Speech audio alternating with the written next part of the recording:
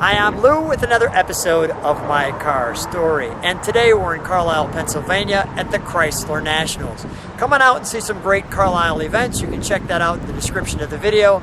But today I've got Greg. Greg, what's your last name? Falk. And there's nothing like a fantastic car, and well, Greg has one. Greg, first of all, before we get into it, how long have you had this one?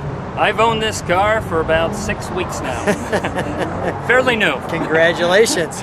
What is it now that we have? So this is a 1958 DeSoto Firesweep Convertible Coupe. And that said, convertible coupe.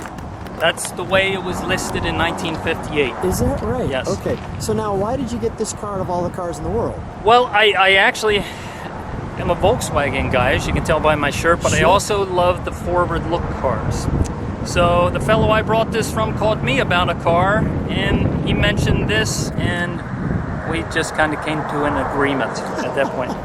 Let's see what we agree upon. Well, this one's easy to agree upon. Did you know about this car? No, I did not know until this gentleman called me with this car. Wow. But I knew that a DeSoto convertible is a rare car. And this one, well, it's wonderful.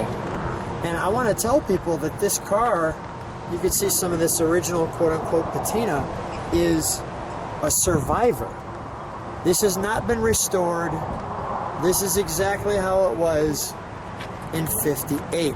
Yes, so I am, after some investigation, we believe I'm the 5th owner of this car.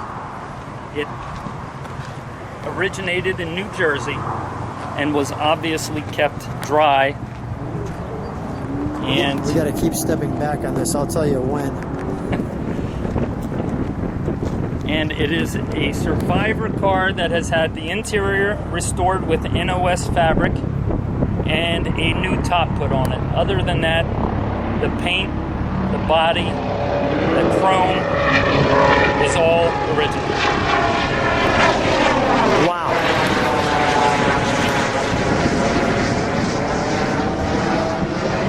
The rims are those Kelsey Hayes rims?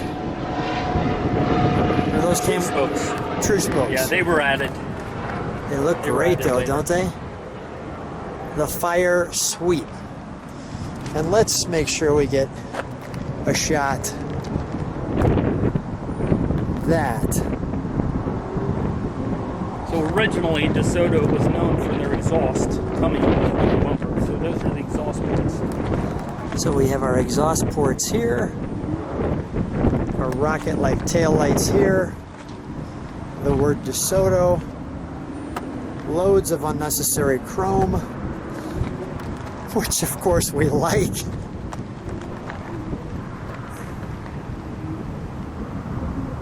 Wow. That's wonderful. That's just wonderful. Let's open up the trunk, shall we?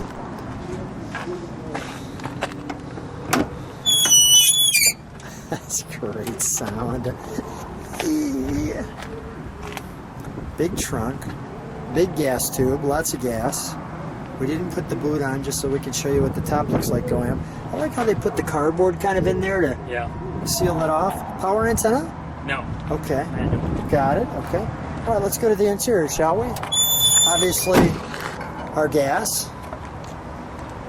How is this car on gas?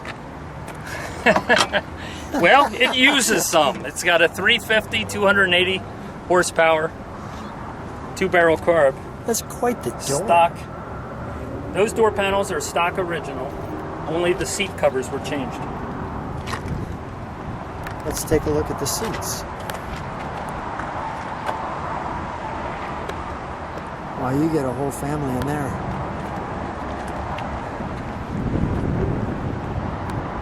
Really nicely done. The back, the front. Let's get a shot. Let's take a moment right there. This particular model, there are 12 known. So this is one of 12. One of 12. And probably the only survivor One that you will find. of 12. 700 produced in 1958 Firesweep convertibles. Is it a tissue box? That was a tissue box that now hides a more modern CD player. Cool. And then our ashtray, our cold temp, our fuel. Is there on the speedometer, is there a bar that comes across or something? Yes. Okay, so a bar comes across there and shows you how quick you're going. Our wipers, our headlights, defroster, nice big AM radio, no missing that. Warmer. Wow, this has got a lot of room to it, doesn't it? Really feels good. Let's take a look under the hood, shall we? Driving car. Let's take a look at our 350.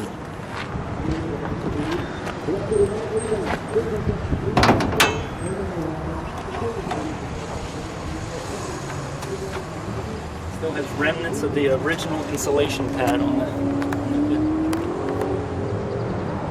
Wow, and the bracing, the dual horns. We'll have to blow those. Mm-hmm. That's because I'm sure they don't sound like what we have today.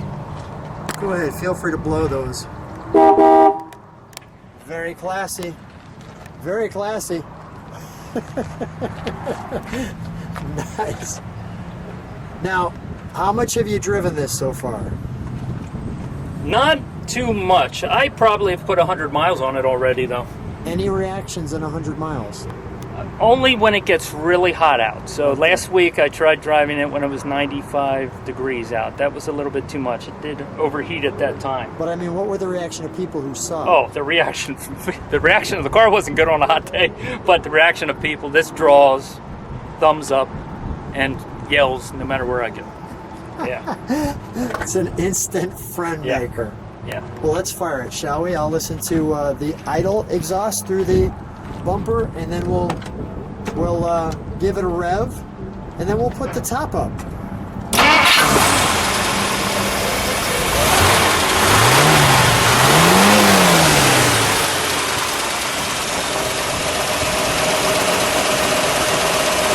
Tell you what, why don't you shut the hood on it, and I'll just listen to the exhaust note for a moment.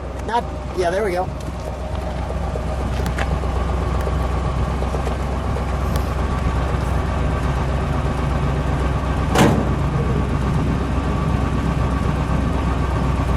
Greg, is it still coming out here? Because I do see exhaust at the bottom. The current exhaust is rerouted under the car. Got it. I see it now. Let's step on the brakes for a moment, and then let's give it a rev.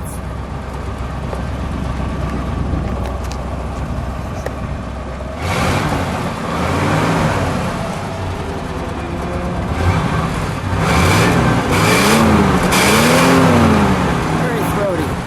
Very throaty. All right, let me step back. And let's put the top up. Give me just a second to get far enough back. Go ahead.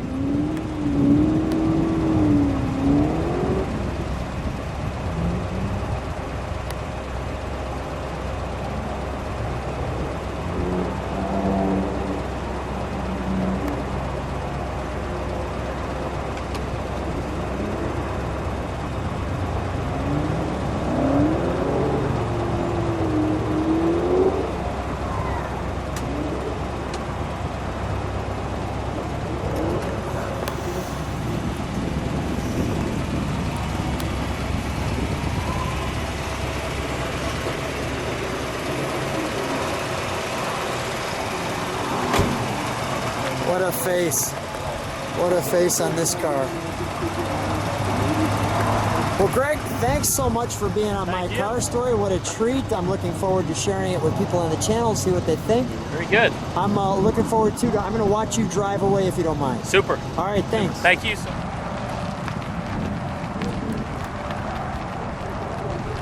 much.